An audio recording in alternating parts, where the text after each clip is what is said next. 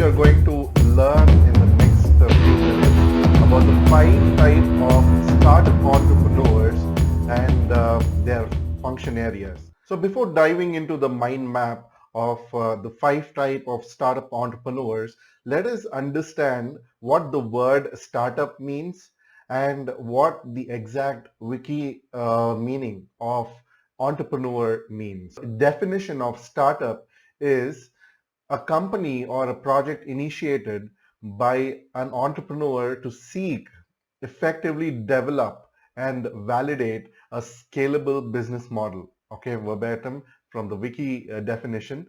And yeah, the entrepreneur has been described as the capacity and willingness to develop, organize, and manage a business venture along with any of its risk to make a profit.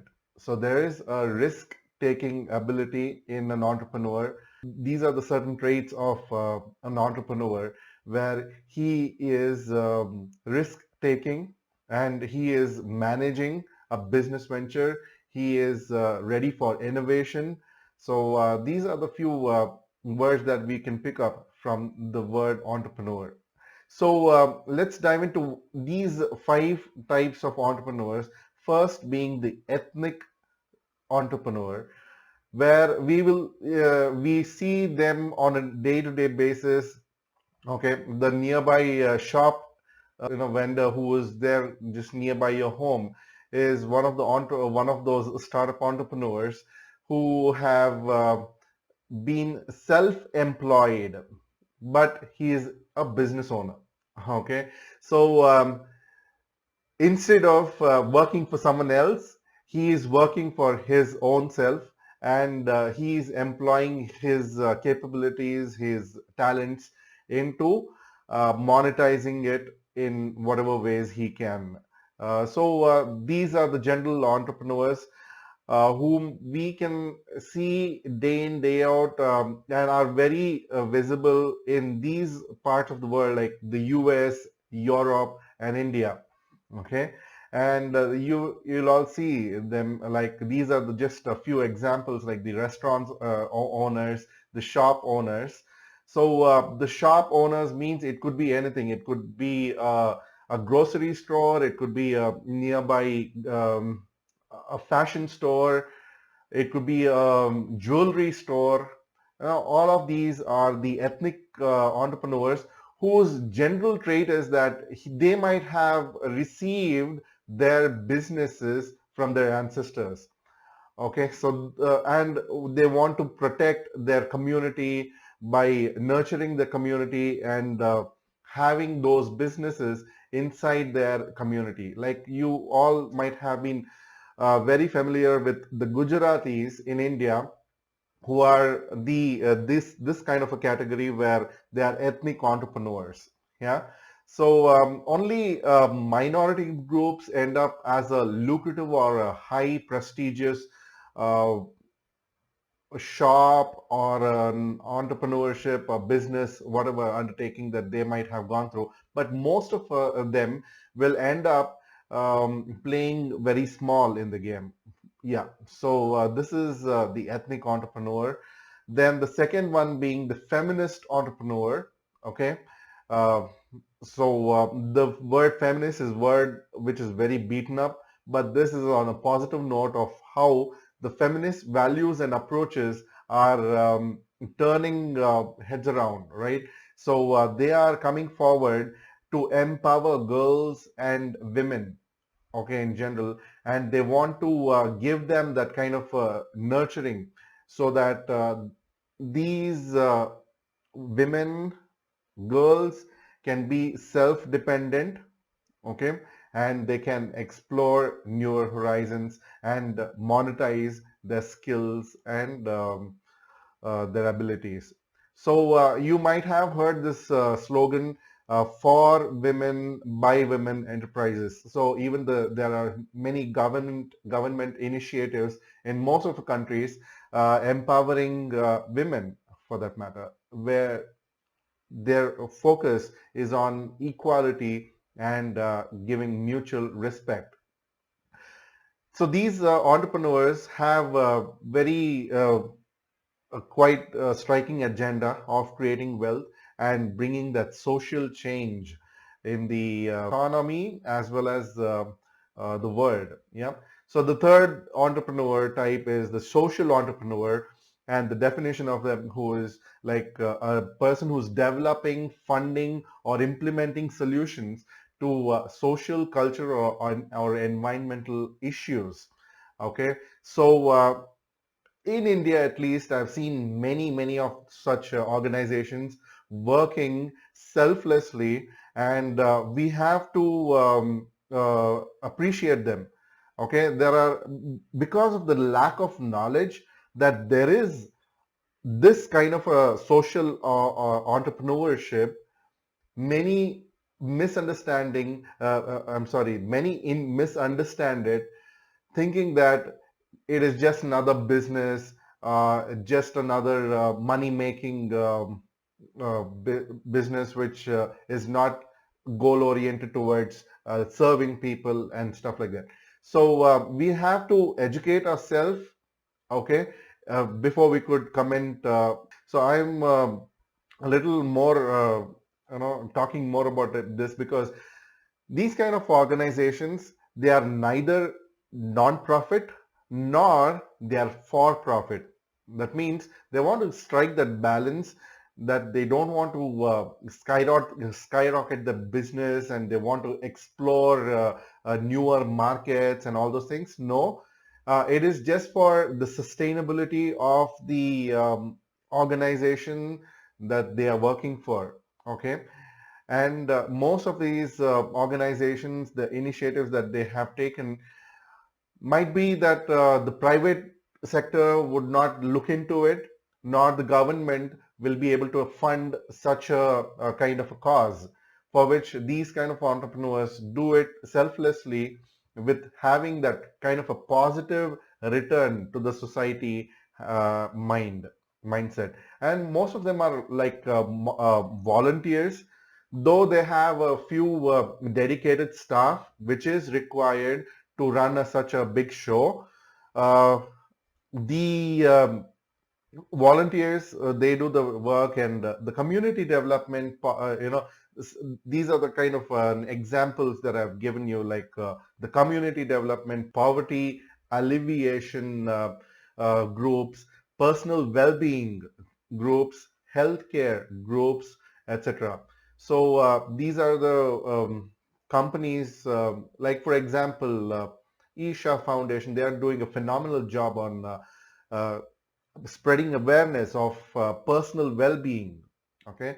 Or it could be a Food for Life program, and it could be the from the healthcare perspective, it could be Patanjali. Okay. So there are a lot of controversies, but I just want to stick to the agenda over here to make that conscious effort that there is a kind of a social entrepreneurship which is which wants to make its organization self-sustainable, for which they have to make commercialization of the products or services that they provide for the betterment of the society. Okay, so that is the entire objective of showing you the third type of the startup entrepreneurs. Okay, the fourth one is the project-based entrepreneur. The project entrepreneurs are temporary, but they have to modify their business models or teams according to the needs of the newer and newer projects, meaning that they might have been working on one of the projects. It gets over, it is time bound, stipulated, and there's next another project which requires a complete different angle of vision. Might be there is a different um, approach altogether that they have to provide. It's really challenging, I can see, because I can see one of my friends working for such project-based entrepreneurship project. Okay. And yeah, there's a lot of scope to it, excitement. Okay. What actually drives them is their passion to what they love working for. Okay, and they have to hustle between projects, collaborate all the teams and all those things, as what I told you. But more or less, these are the kind of businesses that I get into. The sound recording, the film production, television production, all these are related to something which is very artistic, very passionate about. Only these kind of people can get into this kind of a project-based entrepreneurship. Yes, and of course, the one who are the students and the entrepreneur in the making, they will have several ideas that they have to explore on, and they just go do it on a project-based model.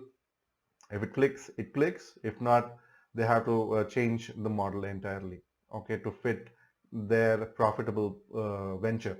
Okay, so just to tell you that this entrepreneurship is very serious. Okay, there are more number of I don't want to scare you, or I'm not giving you wrong statistics.